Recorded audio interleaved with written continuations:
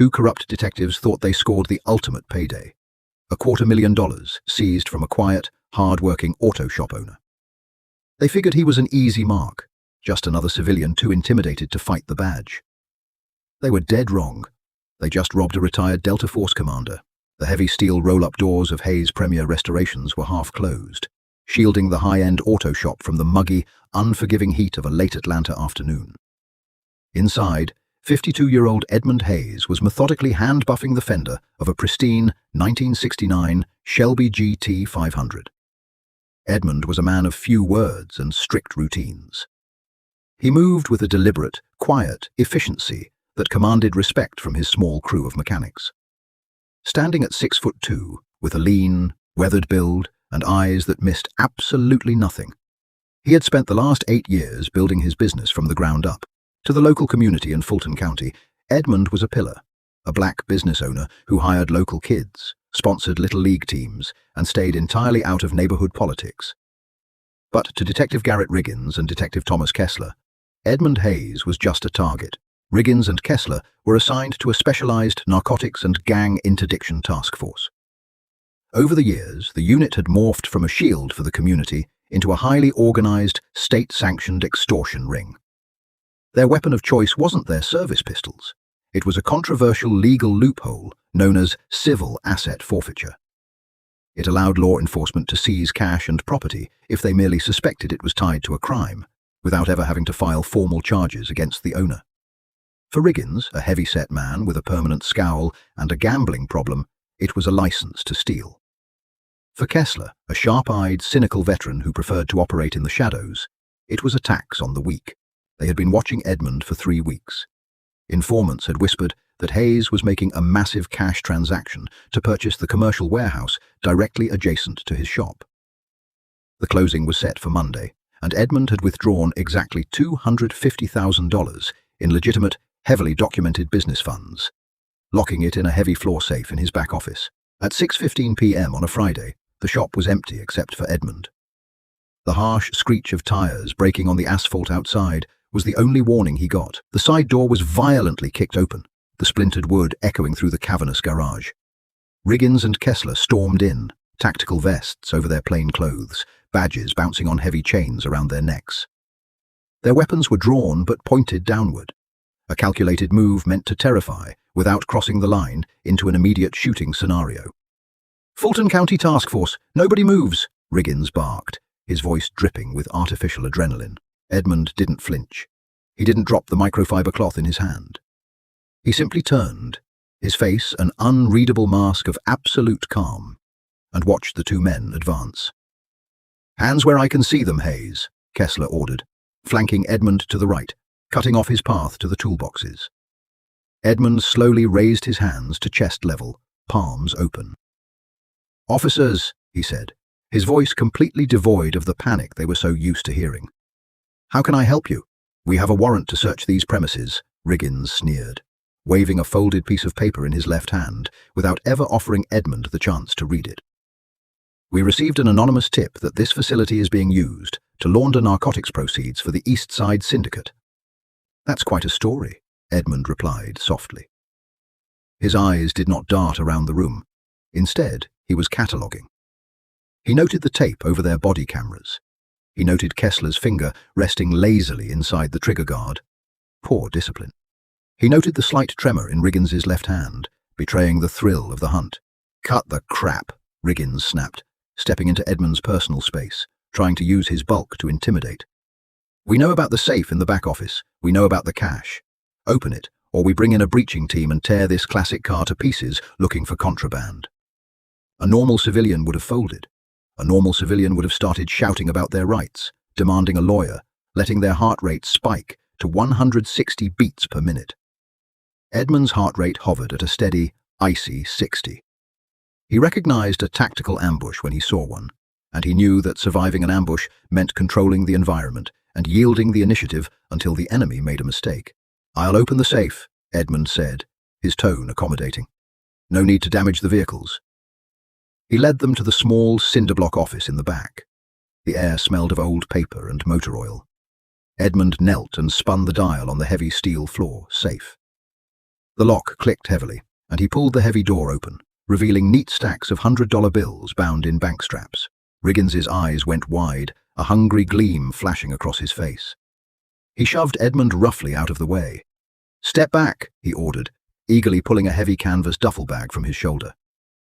"That money is the capital for a real estate acquisition," Edmund stated calmly, watching Riggins dump the stacks into the bag. "I have the withdrawal receipts from SunTrust Bank, the escrow paperwork, and the signed letter of intent right there on the desk.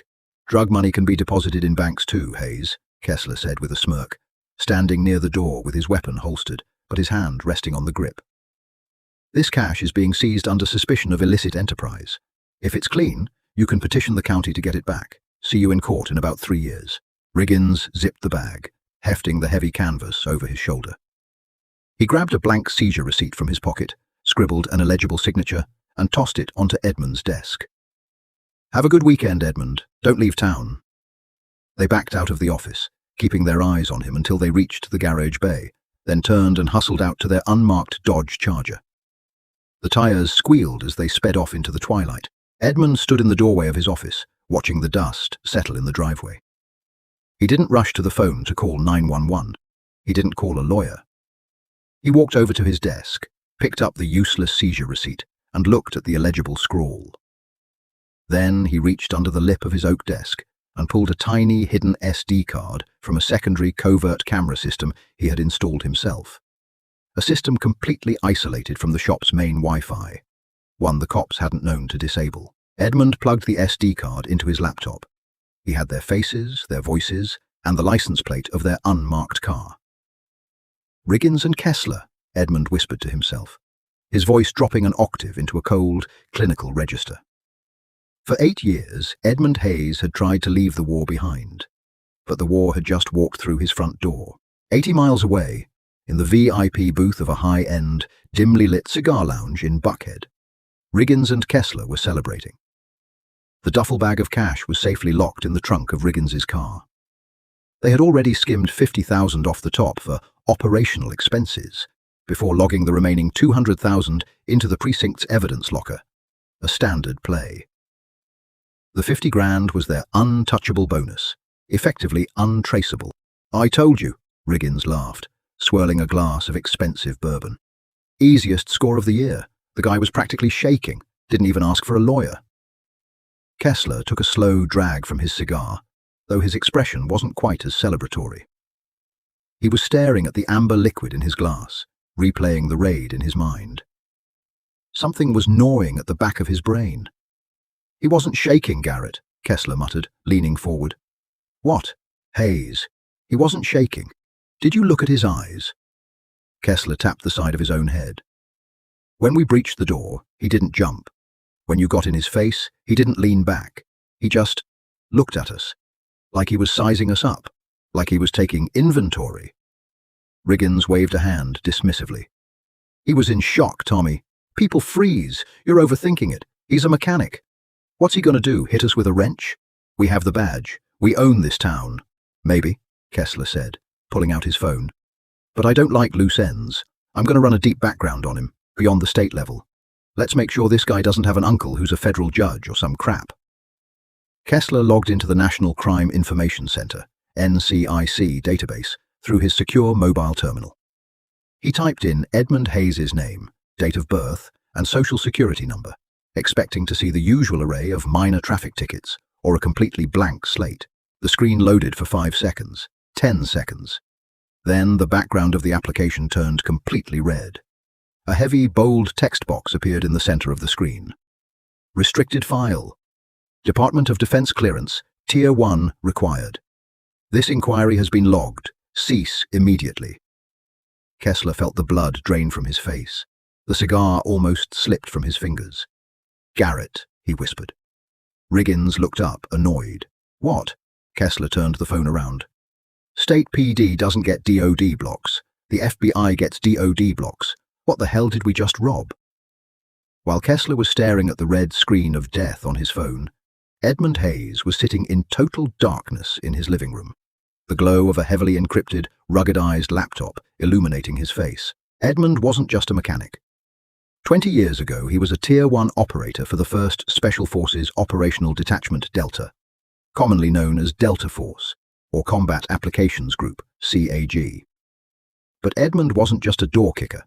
For the last 6 years of his military career, he was a commander within JSOC, Joint Special Operations Command, specializing in irregular warfare, intelligence gathering, and psychological operations. He had dismantled terror cells from the inside out in places that didn't exist on standard maps. He knew how to destroy a man's life without ever touching him. Edmund didn't dial the local police internal affairs department.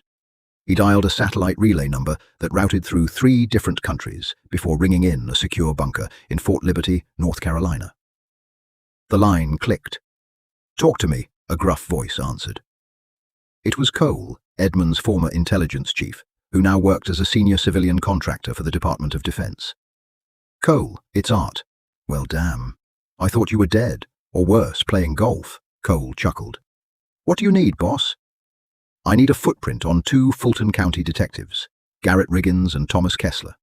I need their financials, their burner phones, their GPS history for the last 6 months, and the private addresses of their offshore or hidden safety deposit boxes. They hit my shop tonight under color of law." The line went dead silent. The amusement instantly vanished from Cole's voice. "They hit you?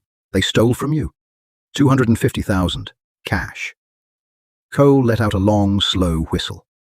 "These boys just strapped themselves to a bomb and don't even know the fuse is lit. Give me 2 hours, I'll give you the keys to their entire existence." By 3 a.m., the psychological warfare began.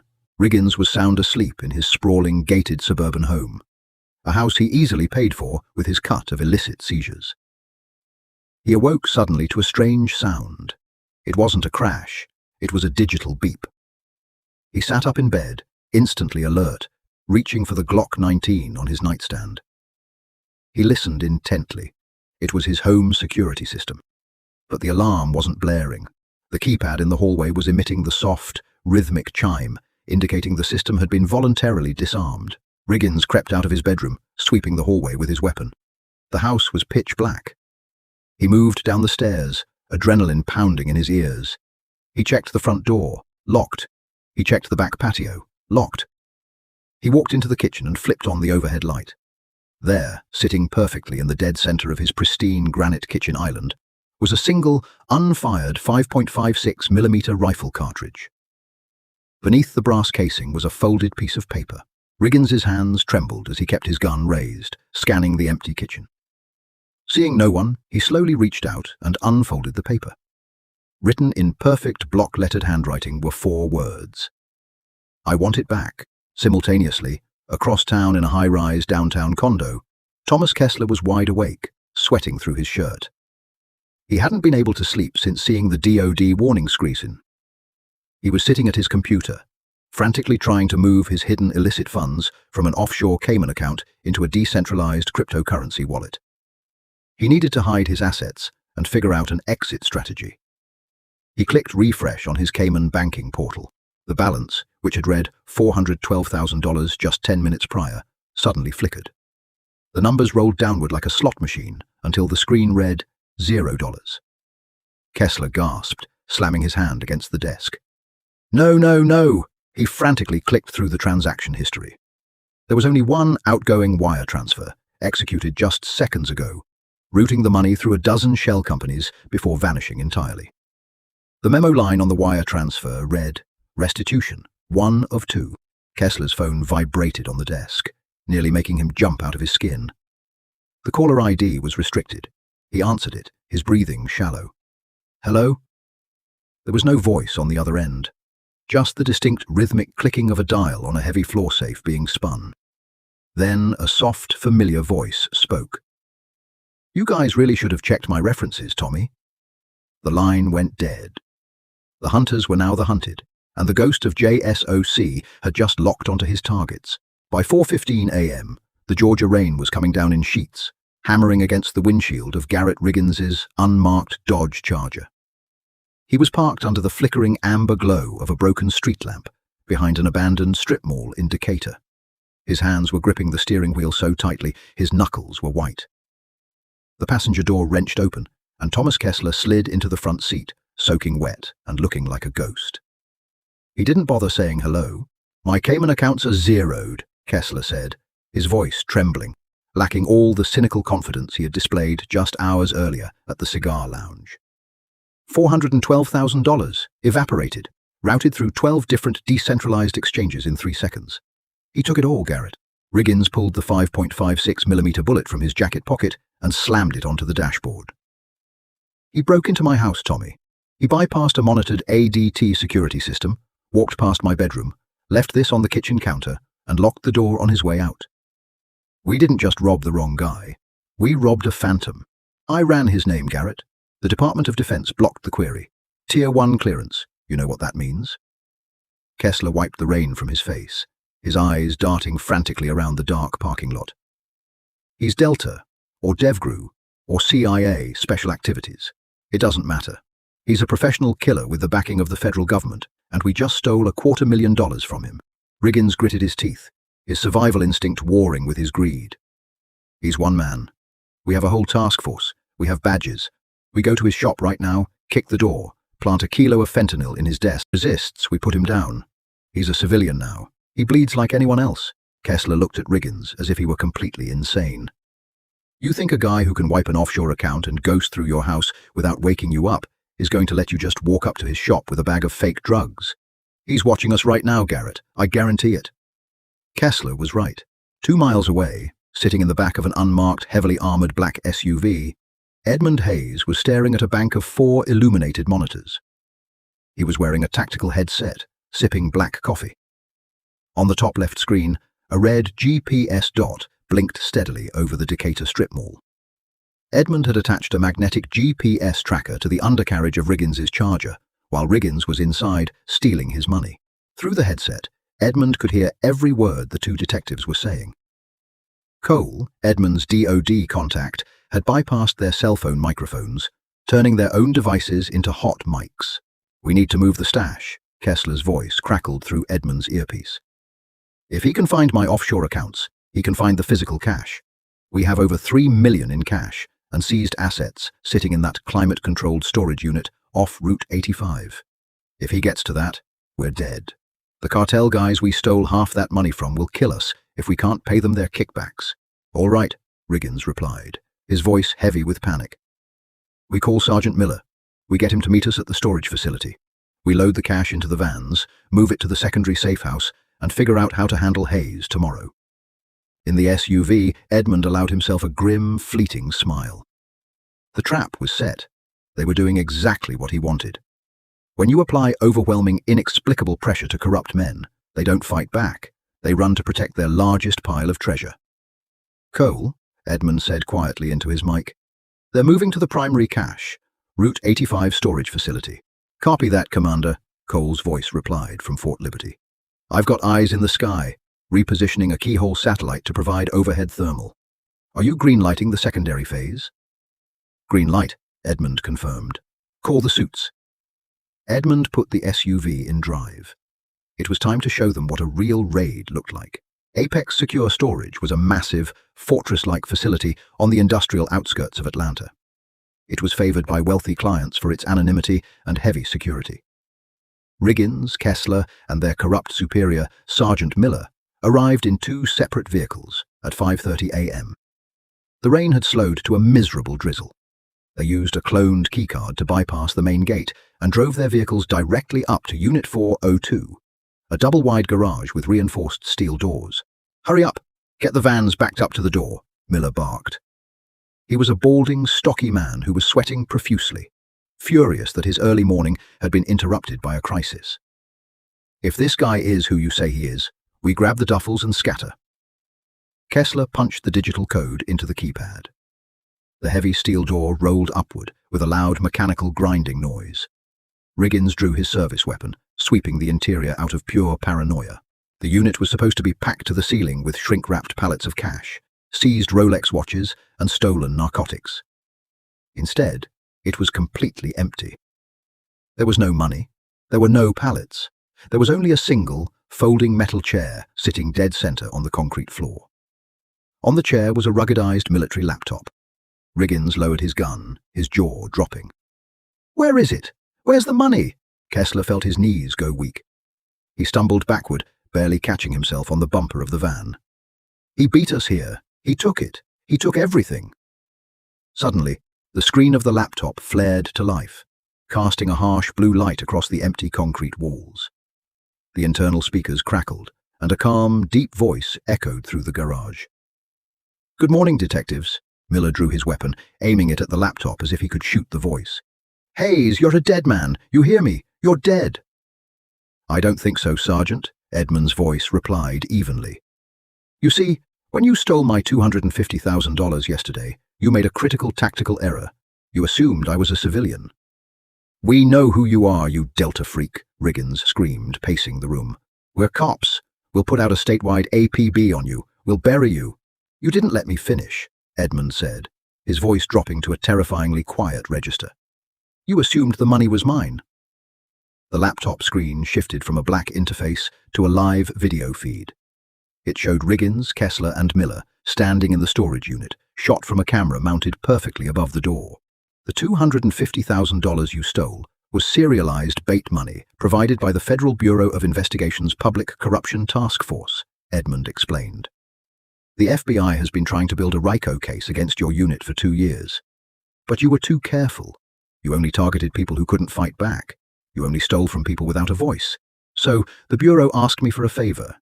They needed a target you couldn't resist." Kessler's breath hitched. He looked at Riggins, who had turned a sickly shade of grey. The twist hit them like a freight train. Edmund Hayes wasn't a vigilante acting on his own. He was an authorized, federally sanctioned operative running a deep-cover sting. "Those pallets of cash you're looking for," Edmund continued. "They were loaded onto federal transport trucks 3 hours ago. The FBI has your ledgers. They have your cartel kickback receipts. And Tommy, they have the $400,000 I wired out of your Cayman account. It's sitting in a Department of Justice escrow account." "No, no, no," Miller muttered, dropping his gun to the concrete floor. It clattered loudly, echoing in the cavernous space. He put his hands on his head. "We're going to federal prison." "Worse," Edmund corrected him. "You're going to federal prison as dirty cops who stole cartel money. I hear the cartel has a very long reach inside the federal penitentiary system." "Screw this!" Riggins roared. He leveled his gun at the laptop and fired 3 times. The screen shattered, sparking and going dark. The echo of the gunshots was deafening. "Garrett, you idiot!" Kessler screamed. Before Riggins could turn around, the storage facility's massive exterior floodlights snapped on, blinding them. The shrieking wail of sirens filled the air from every direction. Dozens of black SUVs with flashing red and blue lights swarmed the alleyway, blocking off both ends of the facility. Doors slammed open. Over 30 heavily armed FBI SWAT agents poured out, their rifles trained on the 3 corrupt cops. Red laser sights danced across Riggins's chest. "FBI, drop your weapons! Get on the ground, now!" The lead agent roared over a bullhorn. Riggins hesitated, the smoking gun still in his hand. For a split second, he calculated his odds. He looked at the laser dots on his chest. Then, slowly, the fight drained out of him. He dropped the gun and fell to his knees, lacing his fingers behind his head. Kessler and Miller were already flat on the wet concrete, sobbing. Edmund Hayes watched the entire takedown from the rooftop of an adjacent building, looking through a thermal scope. He didn't smile. He didn't celebrate. He just watched until the 3 men were handcuffed, stripped of their badges, and thrown into the back of armored transport vehicles. His phone buzzed in his pocket. It was Cole. "Clean sweep, Edmund. The FBI director is thrilled. You got your $250,000 back in your safe, perfectly untouched. Thanks, Cole. Tell the Bureau they owe me a new laptop," Edmund said softly. "Will do. So, what's next for the great Commander Hayes? Going back into the field?" Edmund lowered his rifle and looked out over the waking city of Atlanta. The sun was just beginning to peek over the skyline, casting a warm golden glow over the wet streets. "No," Edmund replied, turning toward the stairwell. "I've got a '69 Shelby GT 500 that needs its fender buffed. I've got work to do." Edmund Hayes went back to being a ghost, a quiet man running a quiet shop. But the criminal underworld and the corrupt halls of power in Fulton County learned a permanent lesson. Never mistake a quiet man for a weak one, especially when that quiet man is a Delta Force commander. What a satisfying ending. Edmund proved that absolute discipline and tactical patience will always outsmart brute force corruption. The corrupt cops thought they were above the law, but they just dug their own graves by targeting a true American hero. Did you see that federal sting twist coming? Let us know what you would have done if you were in Edmund's shoes in the comments below. If you loved this story of ultimate justice, make sure to like, share this video, and subscribe to our channel for more thrilling true-to-life stories. See you in the next one.